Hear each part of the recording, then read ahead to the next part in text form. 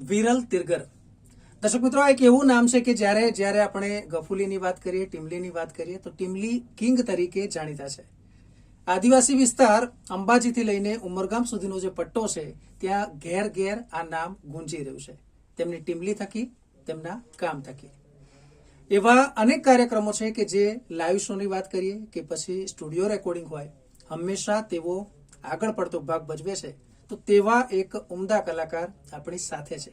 ચાલો તેમને મળીએ. વિરલબેન, આપનું સ્વાગત છે. નમસ્કાર. નમસ્કાર. સૌથી પહેલા તો ગર્વ થતું હશે કે ટીમલી ક્વીન તરીકેનો જે દરજ્જો પ્રાપ્ત થયો છે એ જાણવું છે કે કરિયરની શરૂઆત ક્યારે થઈ, તમારું વતન કયું, તમારું ગામ કયું? મારી કરિયરની શરૂઆત એક ભજનના પ્રોગ્રામથી થઈ હતી. ત્યારે એમાં ગણપતભાઈ પટેલિયા ને એમના ત્યાંથી સ્ટાર્ટ થયું હતું પ્રોગ્રામનું. પછી લખનભાઈના પ્રોગ્રામોની શરૂઆત ત્યાંથી થઈ હતી. લખનભાઈ ચૌહાણ. કેટલા વર્ષ પહેલા? આજથી લગભગ 6 વર્ષ પહેલા. 6 વર્ષ પહેલા. અને એ પણ જાણવું છે દર્શક મિત્રોને કે કયા વિસ્તારમાંથી આપ આવો છો, આપનું ગામ? લુણાવાડા, મહીસાગર જિલ્લો પ્રોપર. મહીસાગર, લુણાવાડા. 6 વર્ષ પહેલા કરિયરની શરૂઆત થઈ હતી. એ પહેલાની જો વાત કરવામાં આવે તો જે આપણું પ્રાથમિક શિક્ષણ હોય, ઘણીવાર એવા પણ કિસ્સા હોય કે સ્કૂલમાં કોઈ ટીમલી ગાઈ હોય કે ભજન કે ગીત ગાયું હોય અને ત્યાર પછી ઘરના લોકોને કે પછી મિત્રોને કે શિક્ષકોને ખ્યાલ આવે કે વિરલ સારું ગાઈ શકે છે. એવો કોઈ કિસ્સો?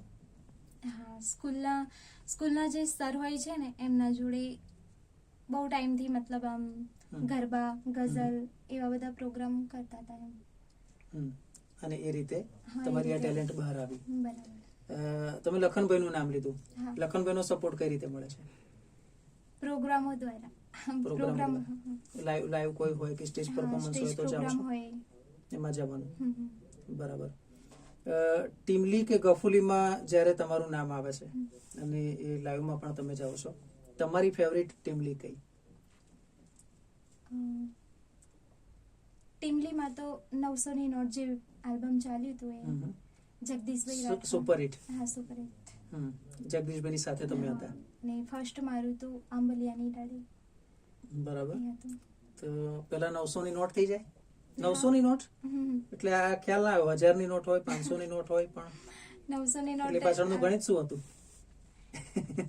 એટલે કે અમુક માણસો દ્વારા, એટલે કે માણસોને કહેતા હતા કે 900 ની નોટ છે. આપણે ઘણીવાર કહીએ છીએ કે આ ફાટેલી નોટ છે કે કોઈ સ્વીકારે નહીં એવી નોટ છે, એટલે 900 ની નોટને આપણે ક્યાંક એવી રીતે સમજવું છે. શું હતું એ ગીત? ગીત થઈ જાય. દિલ કેરા બાગમાં એક ખીલે પ્રીતના ફૂલ, પણ દગો ના થાય આ પ્રેમમાં.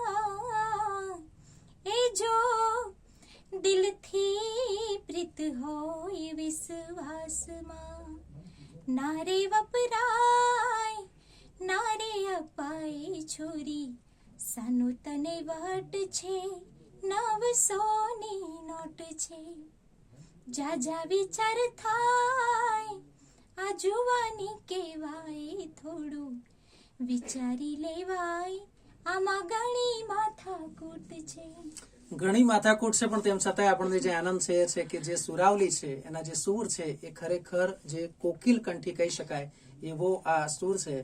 અને મિત્રો, જો આપ મારા મિત્ર આરજે પવનને જાણો તો એમ કે 1 નંબરનું સોંગ છે, 1 નંબરનું ગીત છે.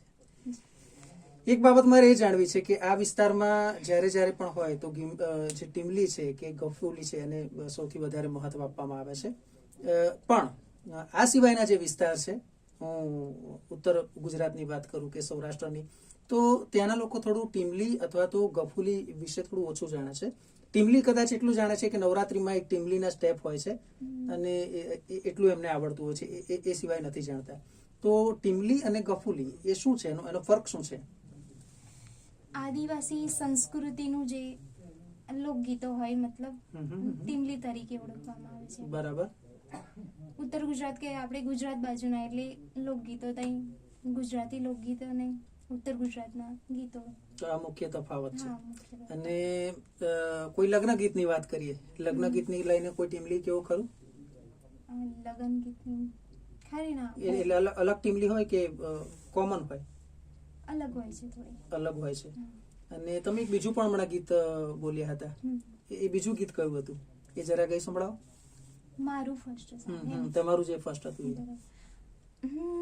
આંબલિયાની ડાળે ગુટર ગુટર બોલે રે, હળવું દેમું બોલે રે, હર મને હોલેડું બીવડાવે, હા મને હોલેડું બીવડાવે, ગુટર ગુટર બોલે એ હળવું દેમું બોલે રે, એ હા મને હોલેડું બીવડાવે.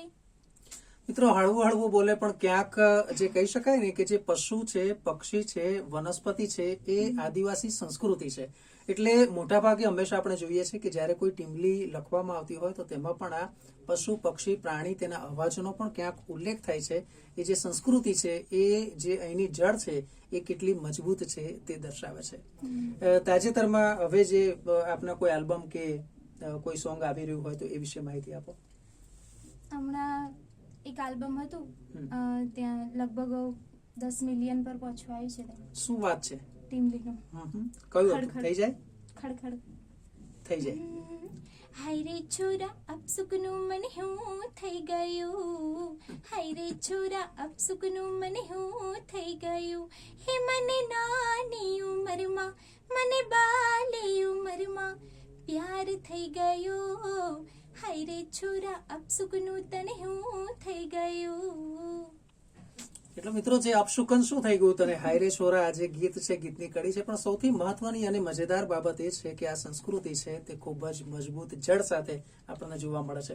લખનભાઈનો આ પ્રસંગે ખાસ એટલે આભાર માનીશ કે આવા એક સારા અને ઉમદા ગાયિકા સાથે મળાવડાયા, પરિચય કરાવડાયો, અને આ જે ઓળખ છે, જે મહીસાગરની ઓળખ છે, પંચમહાલની ઓળખ છે, કે પછી દાહોદ ગોધરાની ઓળખ છે, તેની પહોંચ છે એ સૌરાષ્ટ્ર અને ઉત્તર ગુજરાત તરફ પણ જાય તેવી પણ આપણે અહીંયા આશા રાખીએ છીએ.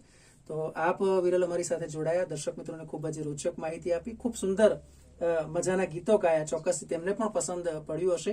અને છેલ્લે જે તમે જે ગીત ગાયું ત્યારે તો મને એમ થયું કે આટલું સારું જો ગાયિકા અહીંયા ગાઈ શકતા હોય તો પછી આ ટેલેન્ટ દૂર દૂર સુધી કેમ ના પહોંચે. આપ અમારી સાથે જોડાયા, આપનો ખૂબ ખૂબ આભાર. ધન્યવાદ. ધન્યવાદ. Thank you.